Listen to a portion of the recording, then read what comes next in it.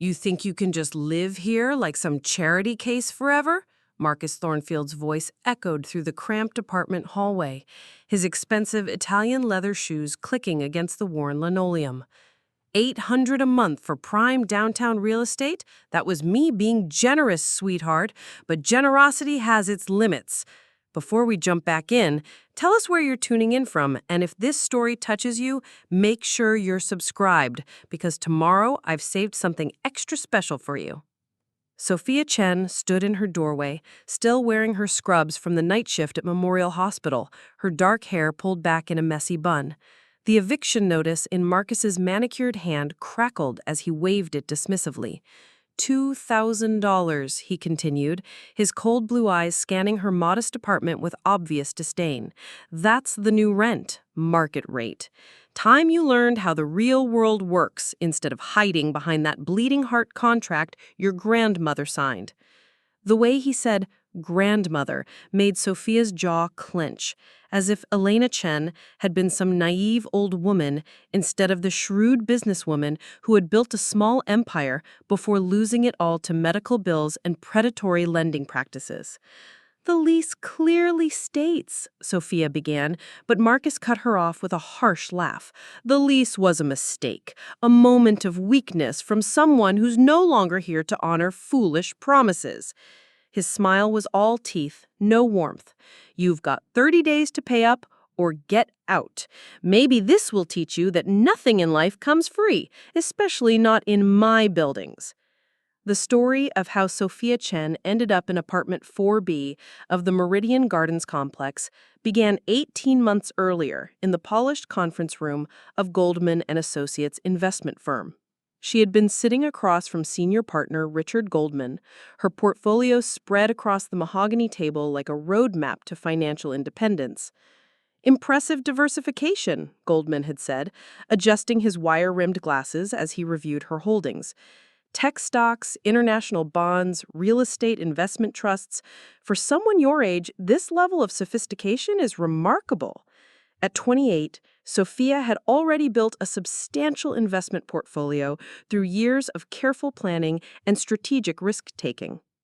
Her background in biomedical engineering, combined with an MBA she had earned while working full-time, had given her unique insight into emerging medical technology companies.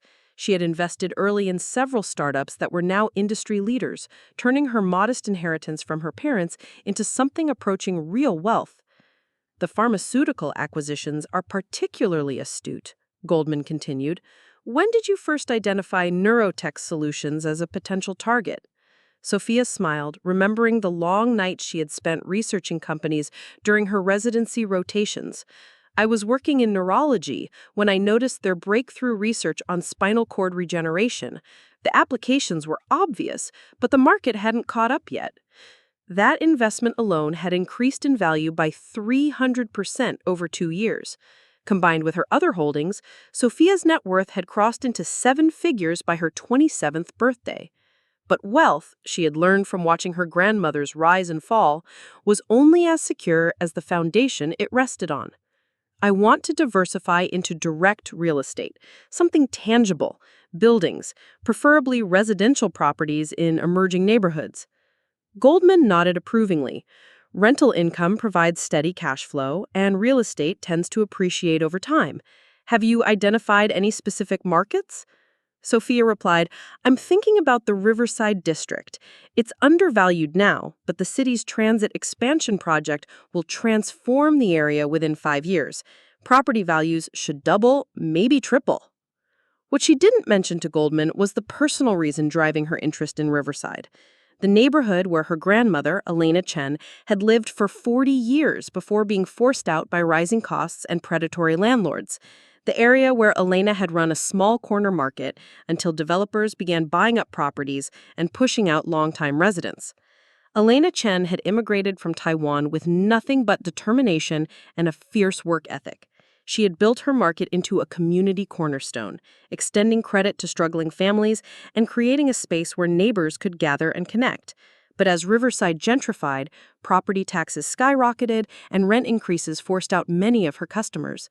The final blow came when Elena needed emergency surgery for a heart condition. Even with Medicare, the medical bills had been crushing. She had been forced to take out a loan against her store, using the building as collateral. When complications from the surgery led to a longer recovery than expected, she fell behind on payments. Marcus Thornfield had been the representative from Pinnacle Holdings who foreclosed on Elena's property. Sophia remembered the day vividly, arriving at the hospital to find her grandmother crying quietly in her bed, clutching the foreclosure notice. 40 years, Elena had whispered in Mandarin, her voice barely audible. 40 years I built something meaningful and they took it in 40 days. Marcus had been efficient and ruthless in his execution of the foreclosure. He had purchased the property for a fraction of its value, then immediately converted Elena's beloved market into an upscale coffee shop that none of the longtime residents could afford. The transformation had been symbolic of what was happening throughout Riverside, as working-class families were systematically priced out of their own neighborhood. Elena had died 6 months after losing her store, her spirit broken by the loss of the life she had built. At the funeral, Sophia had made a quiet promise to her grandmother's memory. She would return to Riverside not as a victim of gentrification, but as someone with the power to make a difference. The first step had been establishing residents in the neighborhood. Through her real estate attorney, Sophia had learned about the Meridian Gardens complex, a collection of aging apartment buildings that Marcus Thornfield had acquired as part of a larger portfolio purchase. Most units rented for market rate, but a few longtime tenants remained under older leases with rent control protections. Apartment 4B had become available when the previous tenant, an elderly man named Walter Morrison, had moved to assisted living. Walter had held one of the original leases from when the building was independently owned, before Pinnacle Holdings had bought it. The lease included unusual provisions that protected tenants from arbitrary rent increases, a relic of a more tenant-friendly era. Sophia had approached Walter's daughter about assuming the lease, offering to pay a substantial sum for the transfer rights. The daughter, Sandra Morrison, had been skeptical at first. Why would someone with your education and obvious means want to live in that building? Sandra had asked during their meeting at a coffee shop near the complex. No offense, but you could afford much nicer places. I have personal reasons for wanting to be in that neighborhood, Sophia had replied carefully, and I believe in honoring the agreements that protect longtime residents. Sandra had studied her for a long moment before nodding. My father always said that lease was the only thing that let him stay in Riverside as everything changed around him. If you're willing to respect that, then I think he'd approve. The lease transfer had been completed through proper legal channels, with all documentation filed correctly. Sophia had moved into the modest 2-bedroom apartment, furnishing it simply and maintaining a deliberately low profile. To her neighbors and to Marcus Thornfield, she appeared to be exactly what she presented herself as, a hard-working medical professional living within her means. She had taken a position at Memorial Hospital, working night shifts in the emergency department. The demanding schedule served multiple purposes. It provided legitimate income that justified her residence in an affordable apartment, allowed her to contribute meaningfully to the community, and gave her time during the day to research and execute real estate investments. From apartment 4B, Sophia had begun systematically studying the Riverside property market. She analyzed ownership records, tracked rental rates, and identified buildings that were undervalued or poorly managed. Her strategy was methodical. She would acquire properties quietly, through shell companies and trusts that obscured her identity, then improve them while keeping them affordable for existing residents. Her first purchase had been a small duplex 3 blocks from Meridian Gardens. The building had been in disrepair, with a landlord who had neglected maintenance while raising rents annually. Sophia had bought it for cash, renovated both units to modern standards, then found tenants who appreciated having a responsive landlord who didn't view them as sources of maximum profit extraction. The duplex had been followed by a 4-unit apartment building, then a small commercial property that she converted into affordable artist studios. Each acquisition was carefully researched and strategically chosen to serve both financial and social goals. She was building a portfolio while also building community stability. Marcus Thornfield had been unaware of this activity. To him, Sophia was simply another tenant in his vast portfolio, someone who happened to have secured an unusually favorable lease through circumstances beyond his control. He had made occasional comments about the unrealistic rent she was paying, but the lease was legally binding and he had been forced to honor it. That had changed 3 weeks ago, when Marcus had apparently decided that his patience with below-market rents had reached its limit. The letter had arrived on official Pinnacle Holdings letterhead, informing Sophia that her lease would not be renewed and that she would need to accept new terms or vacate the premises. The new terms had been deliberately punitive, $2,500 per month for an apartment that had been $800, with additional fees for parking, utilities, and building maintenance. It was clearly designed to force her departure rather than generate reasonable rental income. Market forces require periodic adjustments, the letter had stated in coldly bureaucratic language. Tenants who cannot adapt to current economic realities are encouraged to seek more suitable accommodations elsewhere. Marcus had followed up the letter with personal visits, each one more condescending than the last. He seemed to take particular pleasure in explaining economic concepts to her, as if her medical degree and obvious intelligence were irrelevant to understanding basic supply and demand principles. "The problem with people like you," he had said during his previous visit, "is that you think the world owes you something. You've been living in a fantasy where hard work alone determines outcomes. Time for a reality check." What Marcus didn't realize was that Sophia's reality was far more complex than he imagined. While he saw her as a struggling tenant clinging to an outdated lease, she had been quietly assembling a real estate portfolio that included some of the most valuable properties in Riverside. Her investment strategy had been proven correct. The neighborhood was indeed transforming, and property values were rising exactly as she had predicted. More importantly, she had been researching Pinnacle Holdings itself, studying the company's acquisition patterns and financial structure. What she had discovered was a company that was more leveraged than it appeared, dependent on continuous cash flow from rental income to service substantial debt obligations. Marcus Thornfield's aggressive approach to rent increases wasn't just greed, it was necessity. Pinnacle Holdings needed every dollar of rental income to maintain its financial position, which made the company vulnerable to any disruption in that cash flow. Sophia had been preparing for this confrontation since the day she moved into apartment 4B. The lease dispute was just the beginning of a larger reckoning that Marcus couldn't yet see coming. As she closed the door after his latest ultimatum, Sophia smiled quietly to herself. Marcus Thornfield thought he was teaching her a lesson about economic reality. Soon, he would discover just how much about reality he had failed to understand. The harassment began the very next day. Sophia arrived home from her shift at Memorial Hospital to find maintenance workers in her apartment, ostensibly checking for structural issues that required immediate attention. The superintendent, a weathered man named Pete Kowalski, looked embarrassed as he explained the situation. "Orders from the top," Pete said, avoiding eye contact. "Mr. Thornfield wants a complete inspection of all units with legacy leases. Safety concerns, he says." Sophia watched as workers moved through her modest space, photographing everything and making notes on clipboards. They paid particular attention to minor imperfections: a small stain on the carpet, a barely noticeable crack in the bathroom tile, a kitchen faucet that dripped occasionally.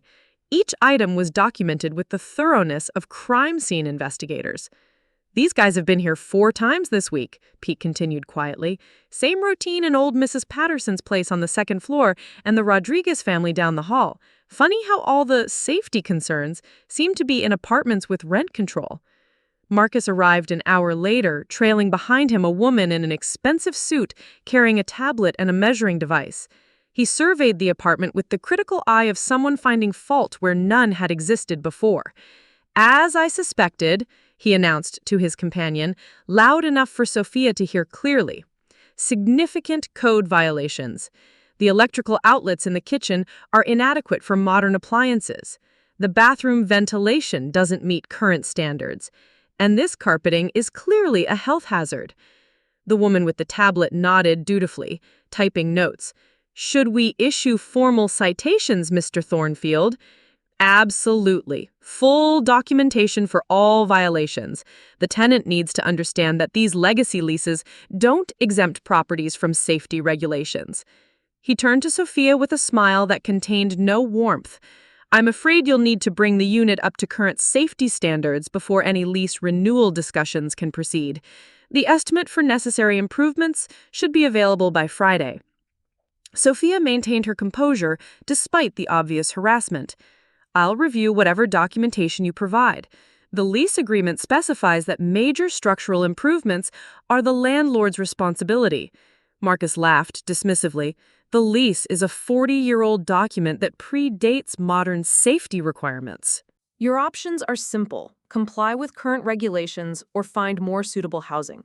I'm not running a charity for people who can't afford proper accommodations. After he left, Pete approached Sophia apologetically. This isn't right, he said, his voice low. I've been maintaining these buildings for 15 years. There's nothing wrong with your apartment that wasn't wrong yesterday or last month. He's manufacturing problems. I appreciate you letting me know, Sophia replied. Some landlords use harassment tactics when they want to remove tenants. It's more than that, Pete continued, glancing around to ensure they weren't overheard. He's been making changes throughout the building, eliminating amenities that older leases guarantee. The laundry room is being converted to storage space. The courtyard garden is being paved over for additional parking. Everything that made this place livable for families is disappearing. That evening, Sophia received a call from her real estate attorney, David Huang. They had worked together on several property acquisitions over the past year, and he had become both a trusted advisor and a friend. I have some interesting information about Pinnacle Holdings, David said without preamble. Remember you asked me to monitor their financial filings and acquisition patterns? What did you find? Sophia asked, settling into her desk chair with a notepad. They're more aggressive than I initially realized. In the past 18 months, they've acquired 12 buildings in Riverside alone. Always the same pattern: buy properties with existing tenant protections, then systematically force out the protected tenants through harassment, bogus violations, or targeted rent increases. Sophia wasn't surprised, but the scale was larger than she had expected. What happens to the displaced tenants? Most leave the neighborhood entirely. They can't afford comparable housing nearby, so they move to outer suburbs and face longer commutes. Pinnacle then renovates the units and rents them at premium rates to young professionals who work downtown. The pattern was familiar and predatory. Buy low by targeting properties with stable, long-term tenants, force out those tenants through legal harassment, renovate minimally but market aggressively, rent high to newcomers who could afford market rates but had no connection to the community. There's something else, David continued. Pinnacle's acquisition spree is funded almost entirely through debt. They're leveraged at nearly 80% across their portfolio. That level of debt service requires consistent rental income with regular increases. This confirmed what Sophia had suspected.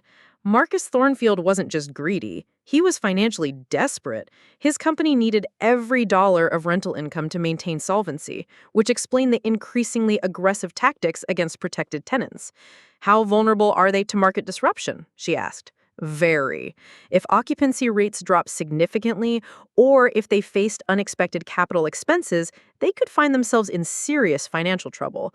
Their business model assumes continuous growth in rental income. Sophia smiled as an idea began forming. What about their recent acquisitions? How long do they typically hold properties before refinancing? Usually 2 to 3 years, long enough to force out existing tenants and establish higher rental rates. Then they refinance based on the improved income stream. He paused. Why do you ask? You're not thinking of making a move against them directly, are you? Nothing dramatic, Sophia replied. Just exploring options. What she didn't tell David was that her own real estate activities had been accelerating rapidly. Over the past 6 months, she had acquired 8 properties in Riverside alone, including 2 buildings within a block of Meridian Gardens. Her strategy had been consistent: buy undervalued properties, improve them tastefully, and rent them to stable tenants at affordable rates. Unlike Pinnacle Holdings, Sophia's acquisitions were funded entirely through cash and conservative financing. She had no need to maximize rental income immediately, which allowed her to focus on long-term community stability rather than short-term profit extraction. Her latest acquisition had been particularly satisfying, a small apartment building 3 blocks from her grandmother's former market. The previous owner had been an elderly woman who could no longer manage the property maintenance and was facing pressure from developers to sell. Sophia had offered above the asking price and closed within 2 weeks, allowing the woman to retire comfortably. The building housed 4 families, all longtime Riverside residents who worked in essential services: teachers, bus drivers, hospital staff. Under the previous owner, they had faced constant uncertainty about rent increases and property maintenance. Sophia had immediately implemented reasonable rental rates and a comprehensive maintenance schedule that addressed years of deferred upkeep.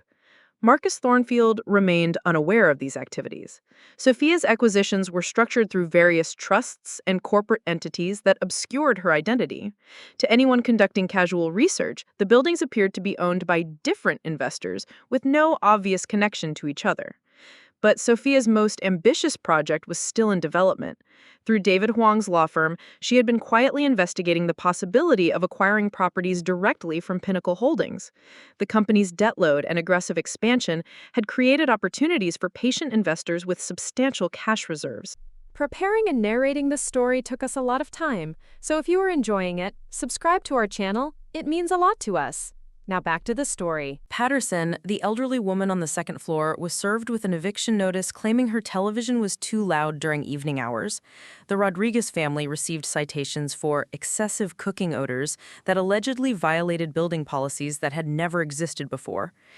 Every tenant with a legacy lease found themselves under constant scrutiny for violations that other residents ignored without consequence. Sophia documented each incident meticulously, taking photographs and keeping detailed records of every interaction with building management. She also began reaching out to other affected tenants, offering informal support and legal guidance when appropriate. "They're trying to make our lives miserable, so we'll leave voluntarily," Mrs. Patterson confided during a chance encounter in the stairwell. "My daughter wants me to move in with her in the suburbs, but I've lived in this neighborhood for 25 years. This is my home." The Rodriguez family was facing similar pressure. Maria Rodriguez worked as a nurse at the same hospital where Sophia was employed, and they had developed a friendship during overlapping shifts. Maria's husband, Carlos, drove a city bus, and their 2 children attended the local elementary school where they had friends and activities. "We can't afford $2,000 for this apartment," Maria explained during a conversation in the hospital break room. "But we also can't afford to move somewhere else and pay the same amount for a place in an unfamiliar neighborhood. Our whole life is here." The systematic harassment was working exactly as Marcus intended. One by one, tenants with protected leases were finding the stress unbearable and choosing to relocate rather than fight. Each departure allowed Pinnacle Holdings to renovate and re-rent at market rates, further improving their financial position. Marcus had begun personally visiting Sophia twice weekly, each time with a new ultimatum or demand. He seemed to take particular pleasure in explaining economic concepts to her, as if her medical degree and obvious intelligence were irrelevant. "The reality is that prime real estate can't be subsidized indefinitely," he lectured during his most recent visit. $800 per month might have been reasonable when your grandmother's friend signed that lease, but economic conditions change. Inflation happens. Property values increase. Adults adapt to new circumstances. His condescending tone was carefully calculated to provoke an emotional response that he could use to justify further harassment. Sophia remained calm and professional, responding only when directly asked questions and offering no information about her background or financial situation. "I understand that market conditions change," she replied evenly. "I also understand that legal contracts establish mutual obligations that protect both parties from arbitrary changes." Marcus smiled coldly. "Contracts written 40 years ago by people who didn't understand modern market dynamics. Your attachment to outdated agreements is exactly what's wrong with the city. People like you prevent necessary economic development." What Marcus didn't realize was that each visit provided Sophia with additional insight into his character and decision-making process. She was learning how he justified his actions, understanding his psychological approach to tenant intimidation, and identifying weaknesses in his strategy that could be exploited later. More importantly, she was documenting everything. Every conversation was recorded on her smartphone. Every written notice was photographed and stored digitally. Every interaction with building staff was logged with dates and times. She was building a comprehensive record of systematic harassment that would be legally useful when the time came. David Huang had been monitoring Pinnacle Holdings' financial filings more closely, and the intelligence he provided was increasingly valuable. The company's debt service payments were consuming nearly 70% of their rental income, leaving little margin for error if occupancy rates declined or unexpected expenses arose. They're walking a financial tightrope, David explained during their latest phone conversation. Any significant disruption to their cash flow could create serious problems. Sophia had been preparing for exactly that type of disruption. Her own portfolio was now substantial enough to influence market conditions in Riverside, and she had been developing relationships with other property owners who shared her commitment to community stability rather than maximum profit extraction. The endgame was approaching, though Marcus Thornfield remained completely unaware of what was coming. He saw Sophia as just another tenant to be intimidated into submission, unaware that he was actually facing someone with the resources and determination to fundamentally alter the balance of power in their relationship. The final provocation came on a rainy Thursday morning, when Sophia returned from her hospital shift to find her apartment door sealed with an official notice declaring the unit uninhabitable due to emergency safety violations. The red tape across her door fluttered in the hallway breeze as Sophia read the emergency condemnation notice. According to the document, a gas leak had been detected in her unit during a routine inspection, making immediate evacuation mandatory for safety reasons. The timing was suspiciously convenient, occurring exactly 24 hours before her rent was due under the inflated terms Marcus had demanded. Pete Kowalski appeared from the maintenance room, his expression grim and apologetic. "I'm sorry, Miss Chen. Orders came down this morning. Had to seal your place until the gas company can inspect." Sophia studied the notice carefully. When was this gas leak discovered? Pete glanced around nervously before lowering his voice. "Between you and me, there's no gas leak. I've been checking that line for months as part of routine maintenance. It's solid. But they brought in some outside inspector who claims he detected elevated readings." The fabricated emergency was Marcus Thornfield's latest escalation in his campaign to force her departure. By declaring her apartment uninhabitable, he could legally require her to vacate immediately while still holding her responsible for the inflated rent he had demanded. It was a calculated move designed to leave her with no options except surrender. Sophia pulled out her phone and dialed David Huang's direct line. When he answered, she spoke quietly but clearly. "It's time. I need you to execute the contingency plan we discussed." "Are you certain?" David asked. "Once we move forward, there's no going back." "I'm certain. Marcus Thornfield just made this personal in a way that affects other innocent families. Mrs. Patterson and the Rodriguez family don't deserve to live under constant threat." Within an hour, David had filed emergency motions with the housing court challenging the sudden condemnation and requesting an independent safety inspection. He also submitted formal complaints to the city's Tenant Protection Board documenting the systematic harassment of residents with legacy leases. But the legal filings were only the opening move in a larger strategy that Sophia had been developing for months. While David handled the immediate crisis, she made a series of phone calls that would fundamentally alter the balance of power between herself and Marcus Thornfield. The first call went to Patricia Alvarez, the senior loan officer at First National Bank who had been monitoring Pinnacle Holdings' credit obligations. Sophia had cultivated this relationship carefully over the past year, presenting herself as a successful real estate investor interested in distressed property acquisitions. "Patricia, this is Sophia Chen. I'm ready to move forward with the Pinnacle Holdings discussion we had last month." Patricia's voice brightened with professional interest. "Excellent timing. Their loan payments are becoming increasingly irregular, and we're concerned about their ability to service their debt obligations long term."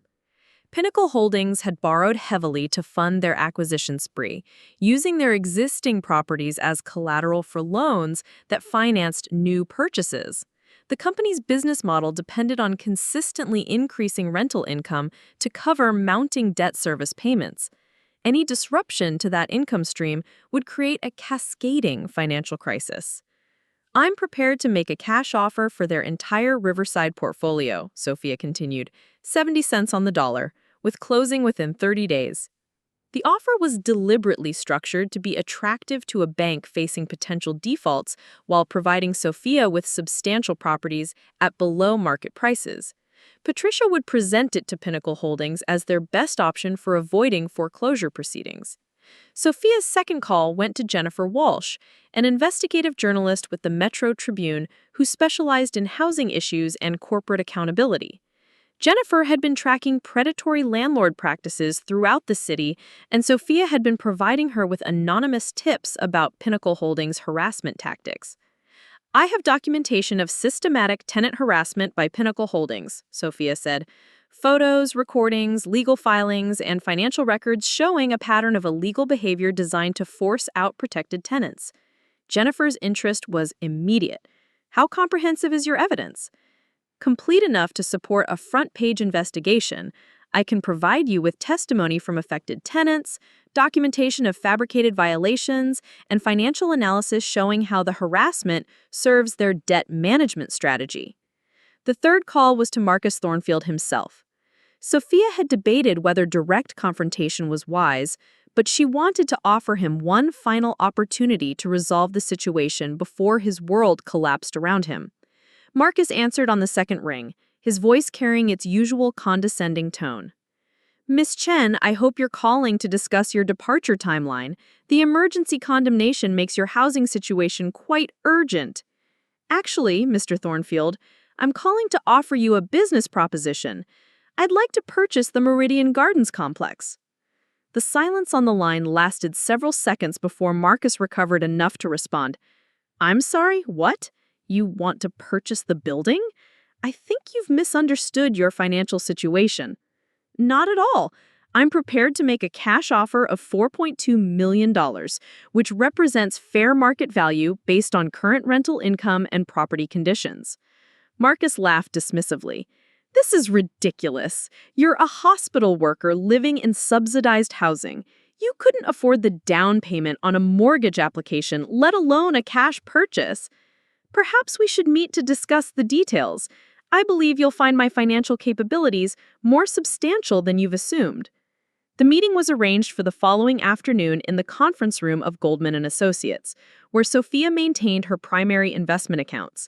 She had chosen the location deliberately to establish immediate credibility and demonstrate the resources backing her proposal.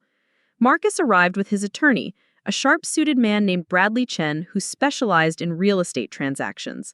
Both men appeared confident and slightly amused, as if humoring an eccentric tenant who had delusions of wealth. Richard Goldman welcomed them to the conference room, his manner professional but distinctly cool toward Marcus. Goldman had been briefed on the harassment situation and had little patience for landlords who abused their power. "Gentlemen, thank you for coming," Goldman began. "Ms. Chen has asked me to present her financial position and purchase proposal." He opened a leather portfolio and began distributing documents that detailed Sophia's investment portfolio, recent property acquisitions, and available liquid assets. The numbers were substantial enough to command immediate attention from both men. Marcus studied the financial statements with growing confusion, his confident demeanor faltering as he absorbed the scope of Sophia's wealth. "I don't understand.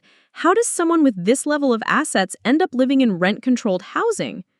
"Ms. Chen's housing choices are personal decisions that don't reflect her financial capabilities," Goldman replied smoothly. "What matters for today's discussion is her ability to execute the proposed transaction."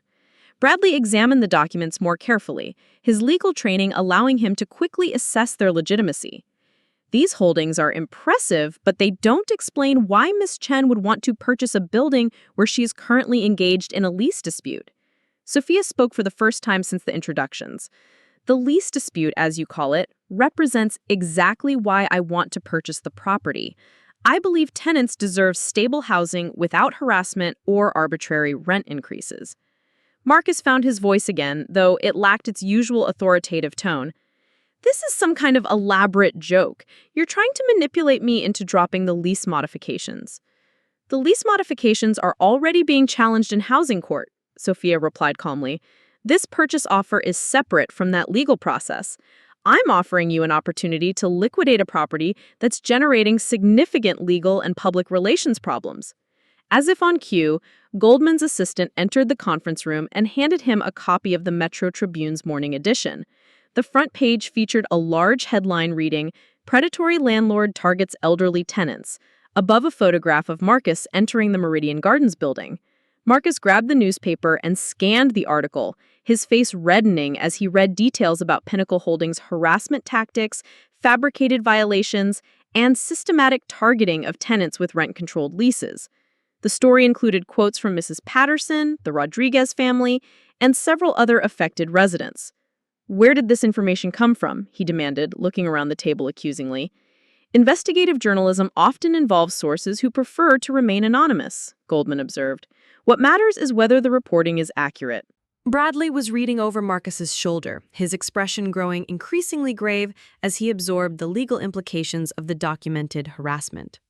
This article describes potential violations of fair housing laws, tenant protection statutes, and possibly criminal fraud related to the fabricated safety violations.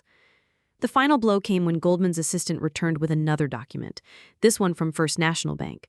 Patricia Alvarez had moved quickly to present Pinnacle Holdings with their options in light of mounting legal challenges and negative publicity. Marcus read the bank's letter in stunned silence. First National was exercising their right to demand immediate repayment of Pinnacle Holdings' outstanding loans due to material changes in the company's legal and financial position. The total amount due was $8.3 million, payable within 60 days, or the bank would begin foreclosure proceedings on all collateral properties. "This is impossible," Marcus whispered. "We've never missed a payment." The loan agreements include acceleration clauses triggered by legal challenges that threaten the income-producing capacity of collateral properties, Bradley explained, his voice tight with professional concern. The negative publicity and tenant lawsuits constitute material adverse changes. Sophia leaned forward slightly, her voice remaining calm and professional. "Which brings us back to my purchase offer.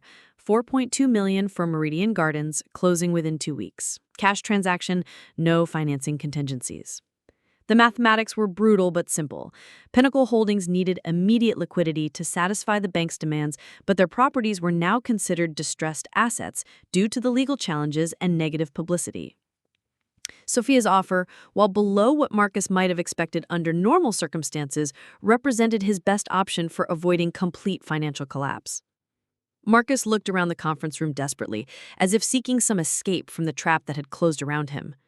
"You planned this, all of it. The lease challenge, the newspaper article, the bank pressure?"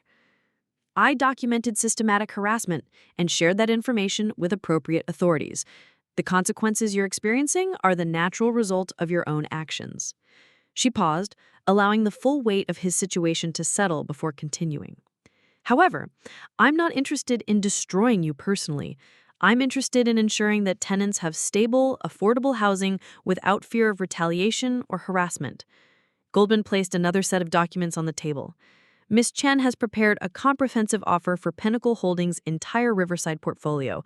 14 properties, total purchase price of $38 million, closing within 45 days. The offer was structured to provide Pinnacle Holdings with enough cash to satisfy their bank obligations, while giving Sophia control of properties that housed dozens of families who deserved better treatment than they had received under Marcus's management." Bradley studied the offer carefully, his legal training allowing him to recognize both its generosity and its finality. "This would require Mr. Thornfield to exit the Riverside market entirely." "That's correct," Sophia confirmed. "In exchange, all current legal challenges would be withdrawn, and affected tenants would receive compensation for the harassment they've endured. New management would honor existing leases and implement reasonable rental policies going forward." Marcus stared at the documents before him, his hands trembling slightly as he processed the complete reversal of his circumstances. Less than a week ago, he had been a powerful landlord dictating terms to vulnerable tenants. Now he faced financial ruin unless he accepted rescue from someone he had systematically tried to destroy. "Who are you?" he asked quietly. "Really, who are you?" Sophia met his gaze directly. "I'm someone who learned that wealth without wisdom leads to suffering. Someone who watched my grandmother lose everything to people like you. And someone who decided to use resources and knowledge to protect families instead of exploiting them." She stood, signaling that the meeting was concluding. "You have 24 hours to consider the offer. After that, I'll be negotiating directly with First National Bank regarding distressed asset acquisitions. As Marcus and his attorney departed, Goldman turned to Sophia with undisguised admiration. That was masterfully executed. You've transformed a personal housing dispute into a comprehensive community development strategy. The personal was always political. Landlords like Marcus depend on tenants feeling isolated and powerless. Once people understand they have allies with resources, the power dynamic changes. 3 weeks later, Sophia stood in the courtyard of Meridian Gardens, watching as maintenance crews removed the red tape from her apartment door. The gas leak had been definitively disproven by independent inspectors, and all fabricated violations had been formally withdrawn. Mrs. Patterson approached with a plate of homemade cookies, her face glowing with relief and gratitude. I still can't believe you bought the whole building. My daughter thought I was making up stories about the mysterious new owner who was fixing everything. Maria Rodriguez joined them with her 2 children, who were excited about the playground equipment being installed in the courtyard. Carlos keeps asking if this is really permanent, if we can stay without worrying about the rent going up every few months. It's permanent, Sophia assured them. This is your home, and it should feel secure. Marcus Thornfield had accepted the buyout offer and relocated to another state, taking a position with a corporate property management firm where his responsibilities would be limited and closely supervised. The transition had been surprisingly smooth once he realized that cooperation was his only viable option. Pinnacle Holdings had been dissolved, its assets transferred to Sophia's newly formed Community Development Corporation. The organization's mission statement was simple: to provide stable, affordable housing while fostering neighborhood stability and economic opportunity. David Huang had been appointed as the corporation's general counsel, while Patricia Alvarez had left the bank to serve as chief financial officer. Jennifer Walsh continued covering housing issues for the Metro Tribune, but now she had a reliable source of positive stories about innovative approaches to community development. Sophia maintained her position at Memorial Hospital, finding that her work in emergency medicine complemented her housing advocacy. Both roles involved helping people navigate crises and connect them with resources for long-term stability. Standing in the courtyard that evening, watching children play while their parents relaxed on new benches, Sophia thought about her grandmother, Elena. The small market was gone, replaced by the upscale coffee shop that served a different community, but the neighborhood was once again home to working families who could afford to live where they worked, who could build relationships and invest in their surroundings.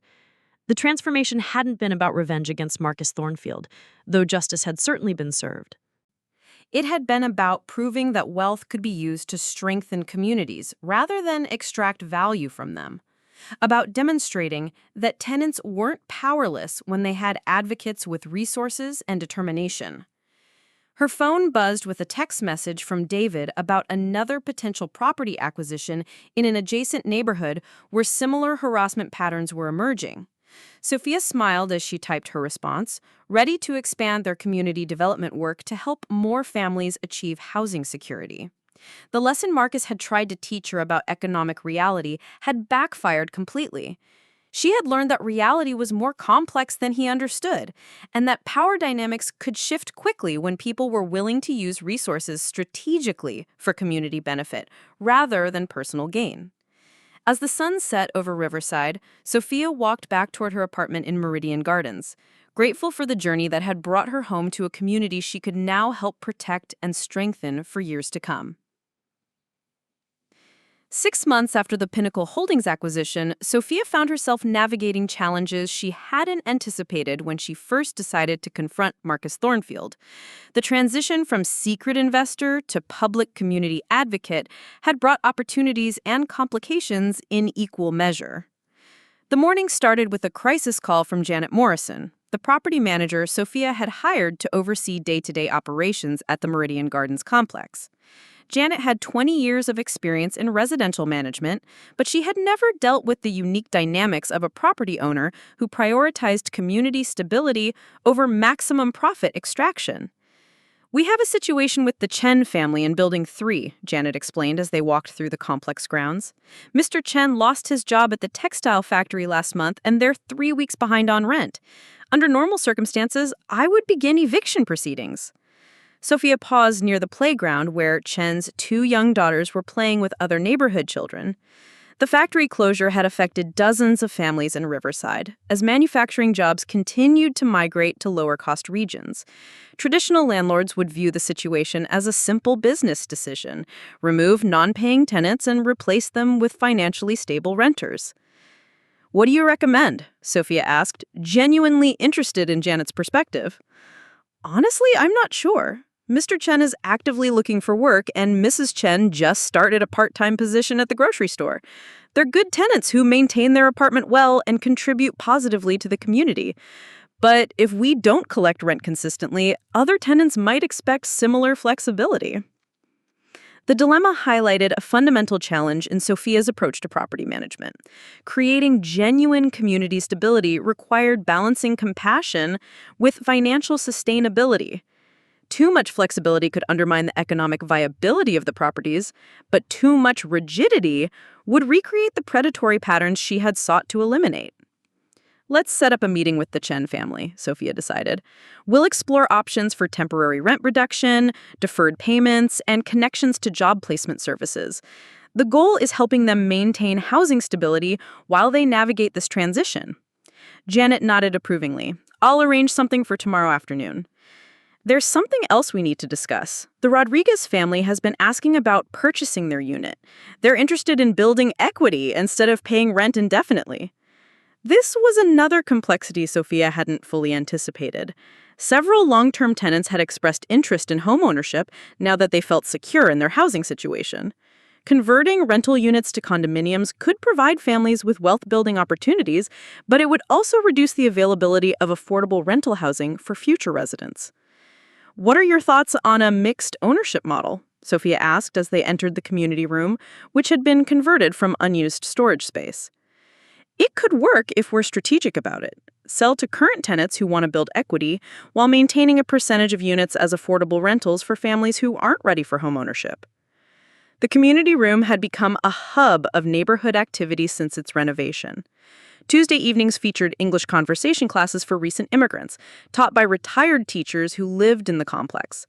Thursday afternoons brought financial literacy workshops led by volunteers from local credit unions. Weekend mornings often found children doing homework together, while parents organized informal childcare cooperatives. Sophia had discovered that providing stable housing was only the first step towards creating genuine community resilience. Families needed connections, resources, and opportunities to thrive rather than merely survive. The programming in the community room had emerged organically from conversations with residents about their interests and needs. Dr. Patricia Nguyen, a retired professor who had moved to Meridian Gardens after her husband's death, had been instrumental in developing educational programming. She approached Sophia as they toured the space, carrying a folder of proposals for expanding services. "Good morning, Sophia. I wanted to discuss the computer literacy classes we've been planning. The library has offered to donate refurbished laptops, and the community college is willing to provide instructor training." Digital access had become increasingly critical for everything from job applications to children's schoolwork. But many low-income families lacked reliable internet and computing resources. Providing these tools through the community room would eliminate barriers that prevented residents from accessing opportunities. "That sounds excellent, Patricia. What kind of space would you need?"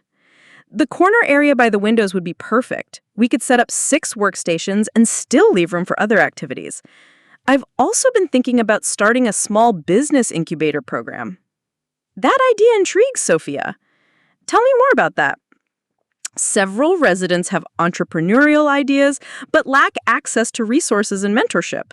Mrs. Kim wants to start a catering business using traditional Korean recipes. Carlos Rodriguez has been talking about opening an auto repair shop. Maria Santos is interested in freelance graphic design." Supporting resident entrepreneurship would create local economic development while providing families with additional income streams. Sophia had learned from her grandmother's experience that small businesses could anchor communities when they were given appropriate support rather than being displaced by corporate chains. Their conversation was interrupted by David Huang's arrival for their weekly strategy meeting. As legal counsel for the Community Development Corporation, David had been navigating increasingly complex regulatory requirements as their portfolio expanded. Good morning, ladies. Sophia, we need to discuss the Oak Street property acquisition. The seller has accepted our offer, but there are some complications with existing tenant agreements. The seller, an elderly man named Frank DeMarco, had inherited the property from his father, but lacked the resources to maintain it properly. What kind of complications? Sophia asked, as they moved to a quieter corner of the community room. 3 tenants have month-to-month agreements that were imposed after their original leases expired. DeMarco's property management company has been systematically raising rents to force them out, similar to what Marcus Thornfield was doing here. The parallels were troubling, but not surprising. Predatory landlord practices followed predictable patterns across different neighborhoods and ownership structures. Sophia's success in confronting Pinnacle Holdings had attracted attention from tenant advocacy groups who were seeking similar interventions in other properties. We'll honor the original lease terms for those tenants, Sophia decided. Factor the reduced rental income into our purchase price calculations. David smiled. I figured you'd say that. I've already prepared revised financial projections based on affordable rent levels rather than maximum market rates. This approach consistently reduced the immediate profitability of Sophia's acquisitions, but it created long-term community stability that proved valuable in ways traditional real estate metrics couldn't capture. Properties with stable, satisfied tenants required less management overhead, experienced lower turnover costs, and generated positive community relationships that facilitated future acquisitions. There's something else, David continued. The Metro Tribune wants to do a follow-up story about your community development model. Jennifer Walsh thinks it could influence policy discussions about affordable housing at the state level. Media attention had been both beneficial and challenging for Sophia's work. Positive coverage helped attract financial partners and community supporters, but it also drew scrutiny from industry groups who viewed her approach as threatening to conventional profit maximization strategies. What kind of policy discussions? Sophia asked. Tax incentives for landlords who maintain affordable rents, regulatory reforms that make tenant harassment more difficult, funding mechanisms for community land trusts and cooperative ownership models. The possibility of systemic change excited Sophia more than her individual property acquisitions. Creating a few stable communities was meaningful, but transforming the broader housing market would help thousands of families who couldn't rely on finding a benefactor willing to prioritize their welfare over maximum returns. Their discussion was interrupted by the arrival of Detective Lisa Chen from the Metro Police Department's Financial Crimes Unit. Lisa had been investigating several former Pinnacle Holdings associates who had continued Marcus Thornfield's harassment tactics at properties throughout the city. Good morning, everyone. Sophia, I wanted to update you on the investigation into Pinnacle's former associates. We've uncovered evidence of a coordinated scheme involving fabricated safety violations across multiple properties. The investigation had revealed that Marcus's tactics weren't isolated incidents, but part of a broader network of property managers who shared strategies for circumventing tenant protections. Several companies had employed similar techniques, suggesting an organized approach to maximizing rental income through systematic harassment. How extensive is the network? David asked, his legal training focused on potential liability implications. We've identified at least 8 companies using similar tactics across the metropolitan area. The scheme involved coordinated inspector recommendations, shared databases of tenant profiles, and standardized harassment escalation procedures. The scope of the conspiracy was larger than Sophia had imagined. What she had experienced as personal harassment by Marcus Thornfield was actually part of an industry-wide approach to maximizing profits through tenant intimidation. What happens next? Sophia asked. Criminal charges are pending against several key figures, including Marcus Thornfield's former business partner, Steve Morrison. Civil lawsuits are being filed on behalf of affected tenants. And the Housing Authority is implementing stronger oversight procedures to prevent similar schemes. Lisa's investigation had transformed Sophia's individual confrontation with Marcus into a catalyst for broader systemic reform. The evidence she had gathered during her harassment had become foundation documentation for cases affecting hundreds of families across the region. After Lisa departed, Sophia found herself reflecting on the unexpected trajectory of her activism. What had begun as a personal response to housing insecurity had evolved into a comprehensive approach to community development that was influencing policy discussions and inspiring similar initiatives in other cities. Her phone buzzed with a text message from Maria Rodriguez, who was at work at the hospital.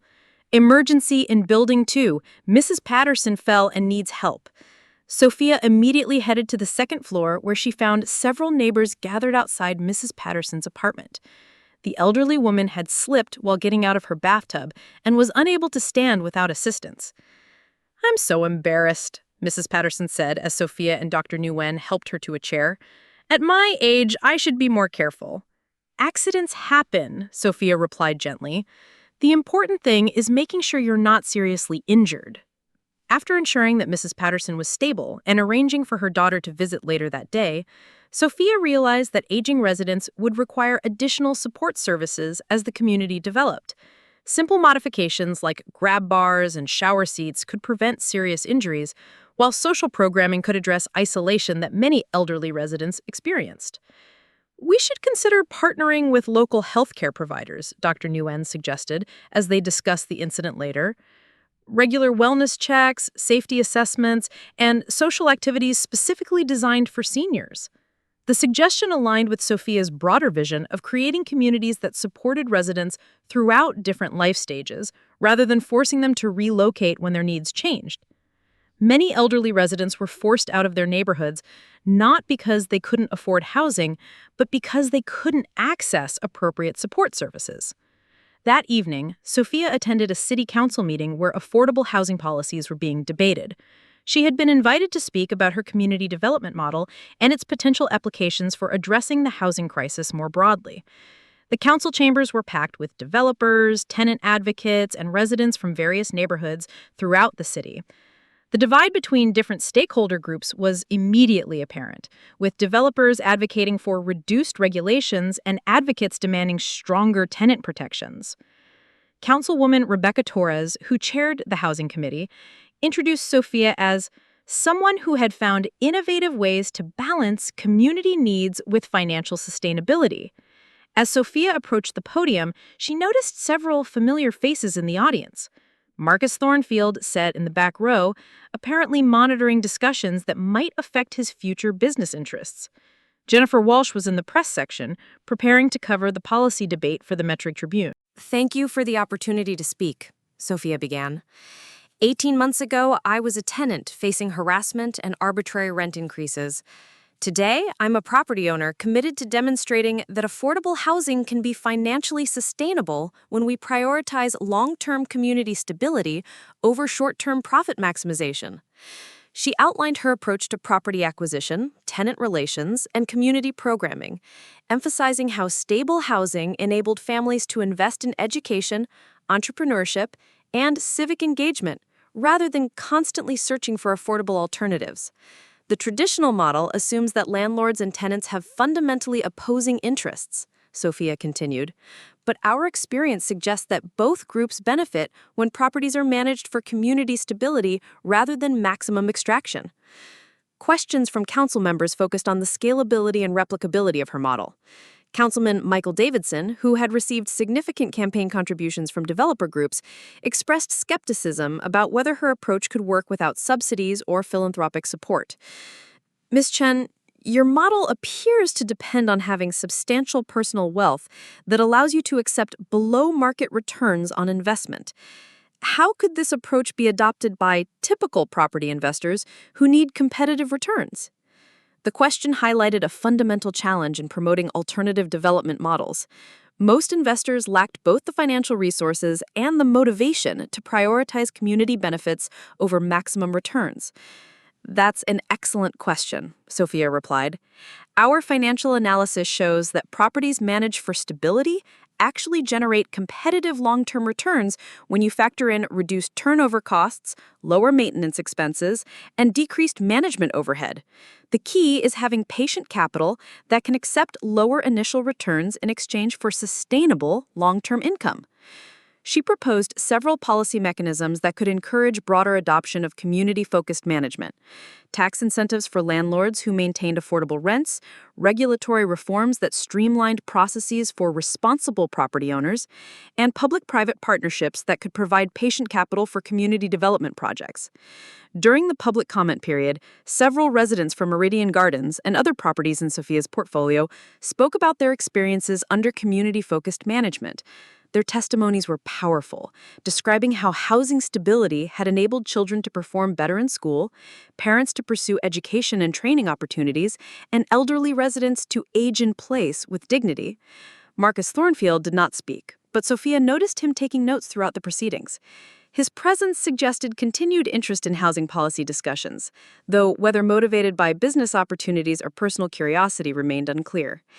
After the meeting, Sophia was approached by several council members who wanted to discuss potential pilot programs based on her model. Councilwoman Torres was particularly interested in exploring how public financing could support community land trusts that would permanently preserve affordable housing. Would you be willing to work with our staff on developing a formal proposal? We're preparing next year's budget, and affordable housing will be a major priority. Sophia agreed to participate in the policy development process, while recognizing that her primary focus needed to remain on the practical work of acquiring and managing properties. Policy discussions were important, but families needed immediate housing stability rather than theoretical frameworks. Walking back to her car after the meeting, Sophia was surprised to encounter Marcus Thornfield in the parking garage. He appeared different from their previous interactions, less arrogant and more thoughtful, as if the consequences of his actions had prompted genuine reflection. "Miss Chen," he said, approaching cautiously, "I wonder if I could speak with you for a moment." Sophia paused, curious about what Marcus might want to discuss. Their last conversation had been in the Goldman and Associates conference room, where he had been forced to accept her buyout offer to avoid financial ruin. "What's on your mind, Mr. Thornfield?" "I wanted to apologize," he said, his voice lacking the condescending tone she remembered. "Not just for the harassment, but for my attitude toward you and other tenants.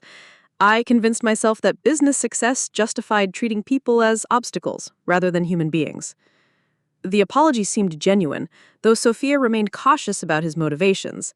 People in desperate circumstances often expressed regret that disappeared once their situations improved. "I appreciate you saying that. How are things going for you?"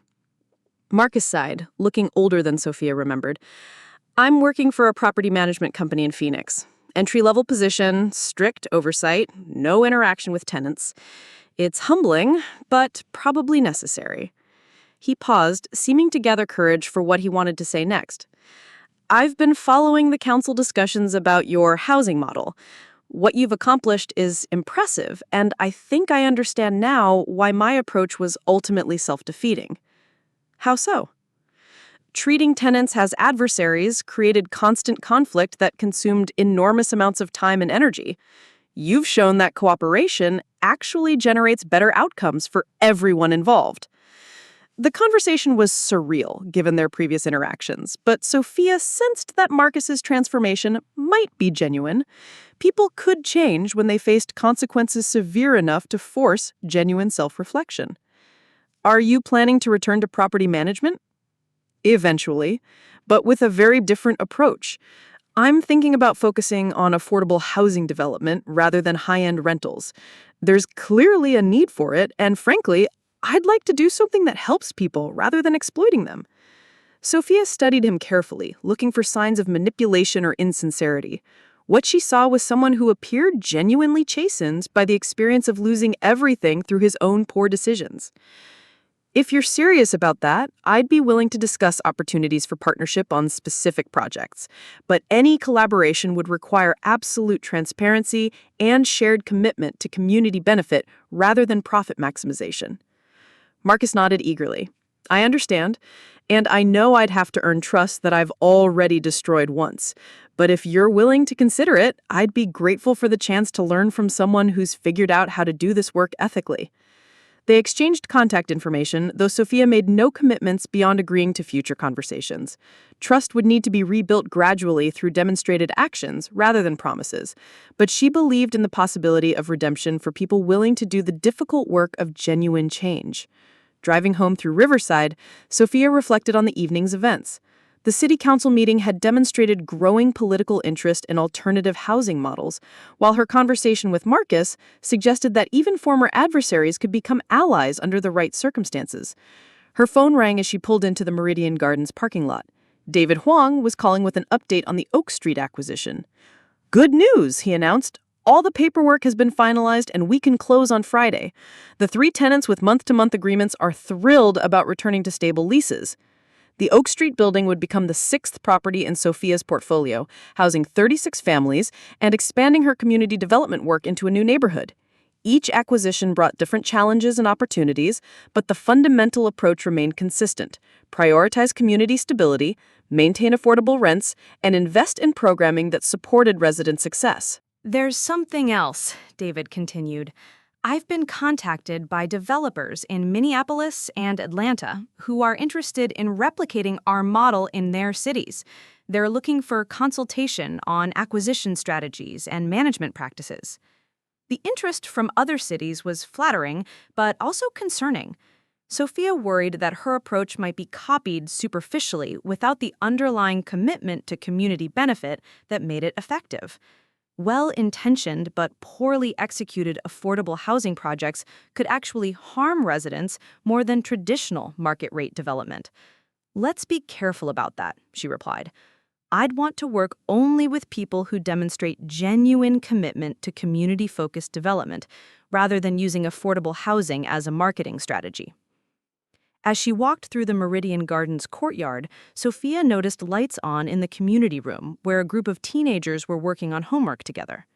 The informal study group had started when parents realized their children could help each other with assignments while freeing adults to manage household responsibilities. Inside, she found Carlos Rodriguez Jr., a high school senior, helping younger children with math problems, while his sister, Sophia, worked on a college application essay. Carlos Sr. had recently started his auto repair business in a garage space that Sophia had helped him lease at below market rates. "How's the business going?" Sophia asked Carlos Sr., who was reviewing financial records at a corner table. "Better than expected," he replied with a broad smile.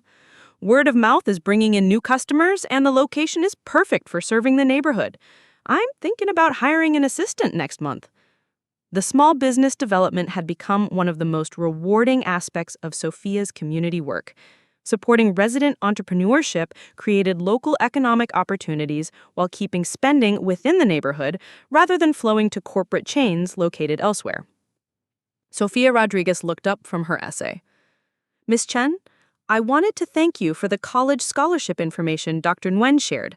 I've applied to 3 schools with strong engineering programs."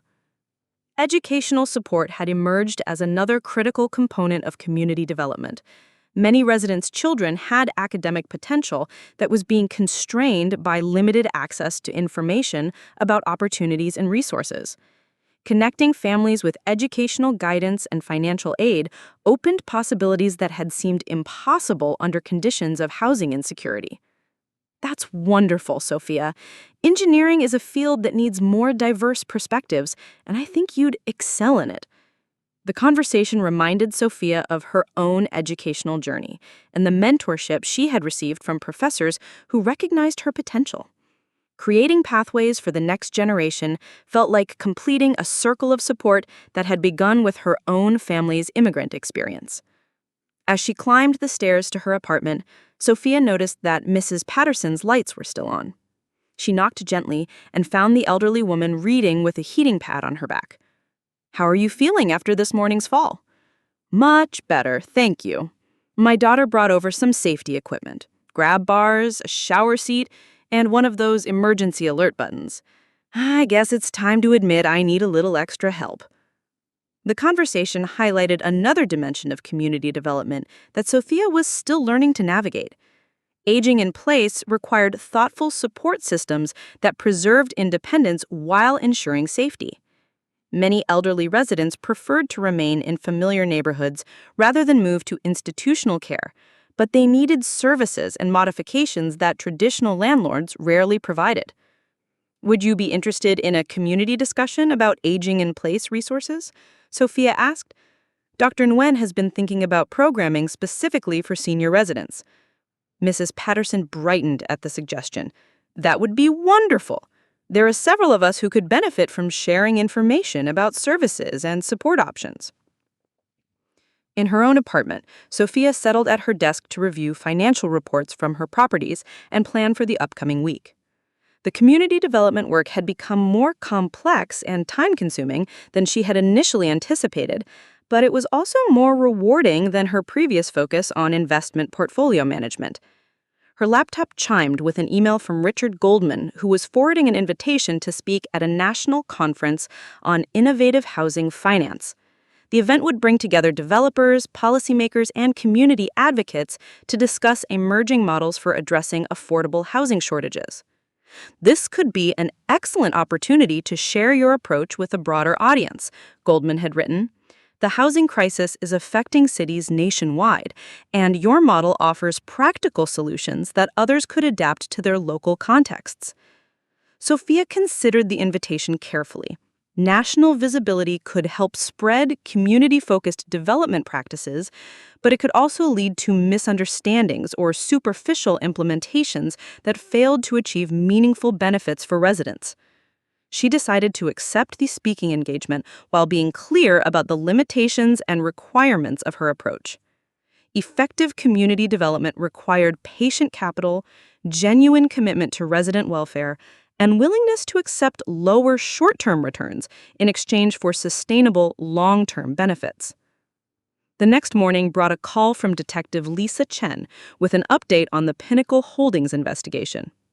The criminal charges against Steve Morrison and other network participants had resulted in guilty pleas and financial settlements that would provide compensation for affected tenants.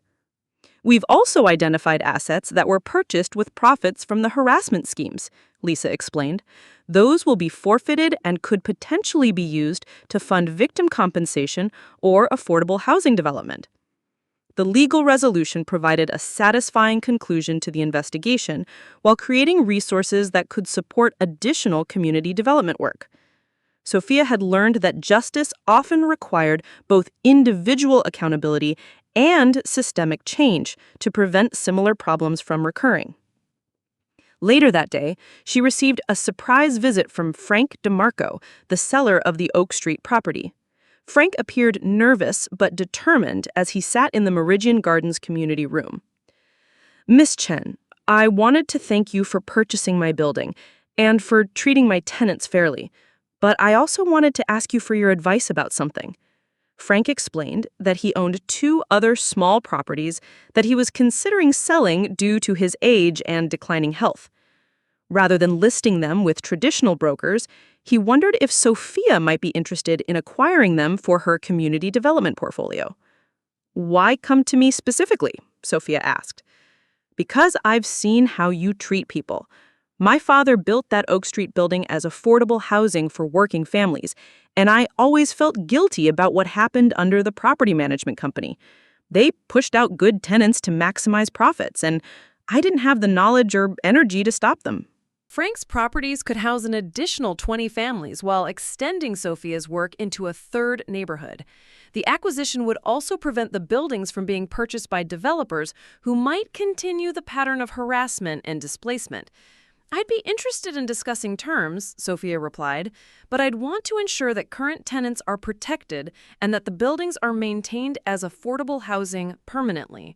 Their conversation was interrupted by the arrival of Jennifer Walsh, who was working on a comprehensive article about alternative housing models for a special Metro Tribune series on economic inequality. I hope I'm not interrupting, Jennifer said. I wanted to follow up on some details about your community programming and its impact on resident outcomes. Jennifer's reporting had been instrumental in exposing the Pinnacle Holdings harassment scheme, and her continued coverage was helping to build public support for policy reforms. Sophia had learned that media relationships were crucial for advancing systemic change, even though she remained personally uncomfortable with public attention. What kind of outcomes are you tracking? Jennifer asked, settling into a chair with her notebook and recorder. We look at several indicators, Sophia explained. Residential stability, obviously, but also educational achievement among children, business development, civic engagement, and overall community cohesion. She shared data showing that children in her properties had improved school attendance and academic performance compared to their previous schools. Adult residents were more likely to pursue education and training opportunities when they didn't need to worry about housing stability. Small business development had created local employment opportunities while keeping economic activity within the neighborhood. What about financial sustainability? Jennifer asked. Critics argue that your model only works because you have personal wealth that allows you to accept below-market returns. The question touched on the main challenge in scaling community-focused development. Most investors needed competitive returns to justify real estate investments, which created pressure to maximize rents and minimize expenses, rather than prioritizing community benefits. Our analysis shows that properties managed for stability actually generate competitive long-term returns, Sophia replied. The key is having patient capital that can accept lower initial returns while building sustainable income streams through reduced turnover and management costs. She explained how traditional property management often focused on short-term profit maximization that actually reduced long-term financial performance. High tenant turnover created vacancy costs, advertising expenses, and renovation requirements that consumed the additional revenue generated by maximum rent increases. Community-focused management generates more stable income streams with lower operating costs, she continued. The challenge is convincing investors to think long-term rather than focusing on quarterly returns. Jennifer's article would help educate policymakers and potential investors about the financial viability of alternative development models. Media coverage was particularly important for countering industry arguments that affordable housing required continuous subsidies rather than different management approaches. As the afternoon progressed, Sophia found herself reflecting on the remarkable transformation of her life over the past 2 years. What had begun as a personal housing crisis had evolved into a comprehensive approach to community development that was influencing policy discussions and inspiring similar initiatives nationwide. The work was challenging and sometimes overwhelming, but it provided a sense of purpose that her previous focus on investment portfolio management had never achieved. Creating stable communities where families could thrive felt like honoring her grandmother's memory while building something meaningful for future generations. Her phone chimed with a text message from Sofia Rodriguez, who was at school. Got accepted to State University engineering program with scholarship. Thank you for all your support. The message brought tears to Sophia's eyes as she realized how far the Rodriguez family had come since the days when they faced harassment and potential displacement. Sophia's educational achievement represented the long-term impact of housing stability on family opportunities and community development. That evening, the Meridian Gardens Community Room hosted a celebration dinner for Sophia's college acceptance.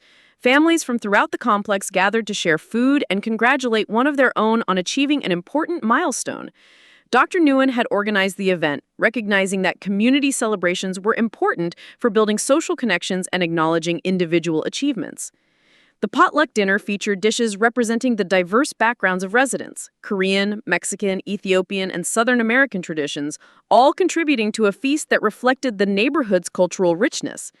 Carlos Rodriguez Sr. stood to address the gathering, his voice thick with emotion as he spoke about his daughter's accomplishments and the community's support that had made them possible. 2 years ago, we thought we might lose our home and have to move away from everything familiar. Tonight, my daughter is going to study engineering at a major university. This is what happens when people support each other instead of trying to tear each other down. The celebration highlighted one of the most rewarding aspects of Sophia's community development work.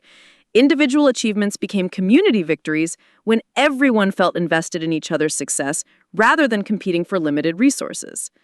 As the evening concluded and families returned to their apartments, Sophia helped Dr. Nguyen clean up the community room.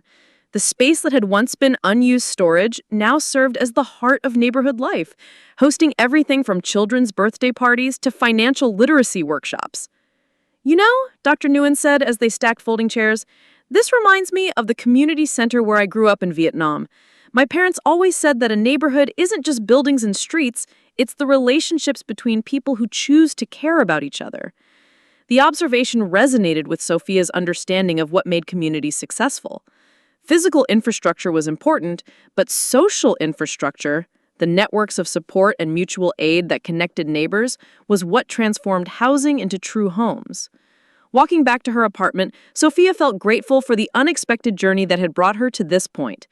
Marcus Thornfield's harassment had initially seemed like a crisis that threatened her stability and security.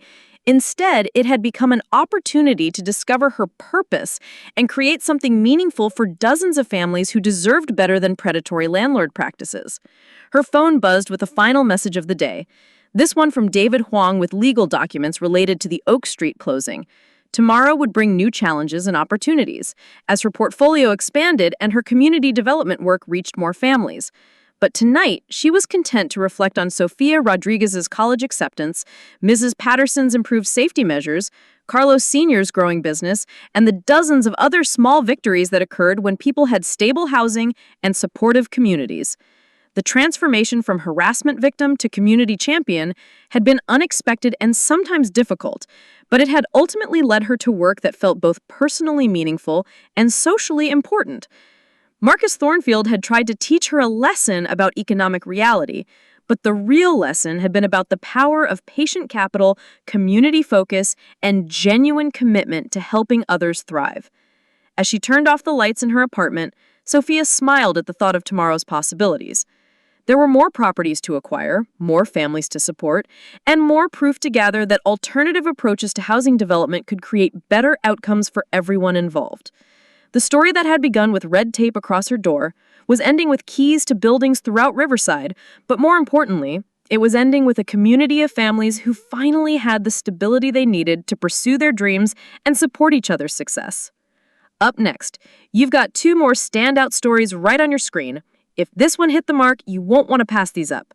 Just click and check them out.